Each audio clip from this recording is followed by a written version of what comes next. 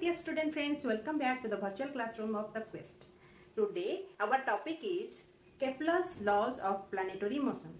My dear friends, observing the twinkling stars in the night sky is the most fascinating job for mankind since the beginning. So, keeping the record of the movement of the stars and planets has been always a matter of interest for the scientists. But Kepler was the first who came out with wonderful mathematical basing on the observations of Tycho Brahe and his own observations of the night sky and the movement of the celestial bodies. He could postulate three laws of planetary.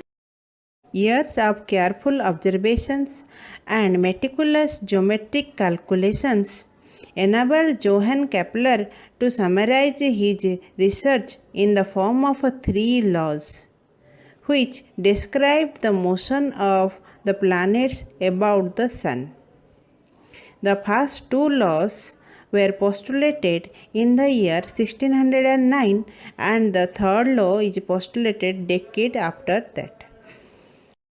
According to his first law, the orbits in which the planets revolve around the Sun are not circular. Rather, they are elliptical, with Sun situated at one of its two focal points. Now, what is an ellipse? It is the locus of all the points such that for each point, the sum of its distance from two fixed points is always a constant quantity. Here we are observing an animation in which Earth is rotating about the Sun in an elliptical orbit, with O is the center of the ellipse, A is the semi-major axis, B is the semi-minor axis of the ellipse, and the two fixed points are F1 and F2, which are called as the foci, at either of which the Sun can be positioned. As we reduce the distance between F1 and F2, we see that the ellipse will gradually reduce to one circle and vice versa.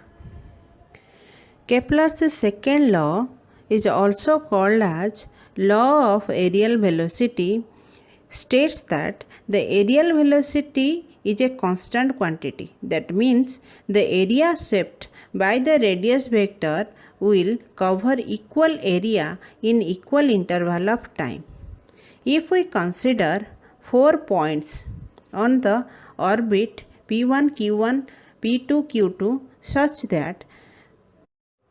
that the time taken to cover P1 to Q1 is equal to the time taken to cover the path from P2 to Q2. Then the area O P1 Q1 is same as the area O P2 Q2.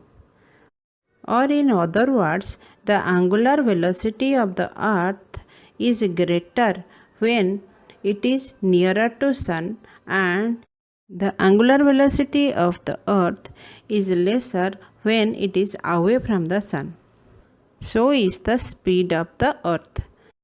The speed of the Earth is greater while moving through the path P1 to Q1 and lesser while moving through the path P2 to Q2 in such a way that the radius vector which joins the Sun and the Earth sweep equal area in equal interval of time, which is nothing but the consequence of law of conservation of angular momentum.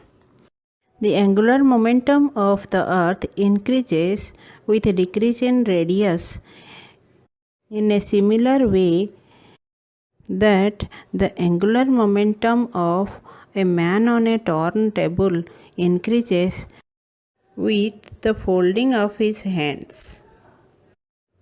Kepler's third law says that the square of the time period of the planet while revolving around the sun is directly proportional to the cube of the semi-major axis of its orbit.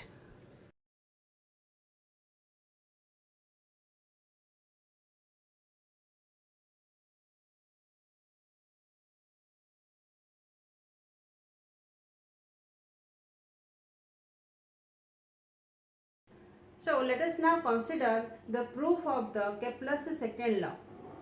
Let us consider that the planet move around the sun in a plane which is lying in the xz plane, and in a short time period delta t it travels from P to Q.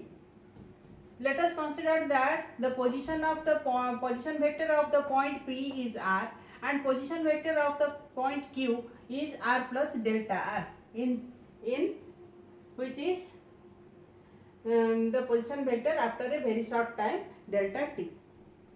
So what will be the value of PQ? PQ will be a small arc, and that will be equal to change in the position vector delta r, which is equal to OQ minus OP, which is equal to r plus delta r minus r, which is eventually become the delta r. Okay. Now let us consider the area swept by the radius vector OP in time delta t. So what is the area swept? That is equal to half OP cross PQ, because it is a very short period of time we are taking this to be a straight line. So OP is equivalent to R and PQ is equivalent to delta R. Let us consider that the instantaneous velocity of the planet at point P is v. Then v will be equal to delta r by r, and delta r will be equal to v will be equal to delta r by delta t, and delta r will be equal to v into delta t. So let us put this value over here. Then we can write in terms of the momentum, instantaneous momentum, which is equal to m into v, and v can be written as m per unit mass of the planet.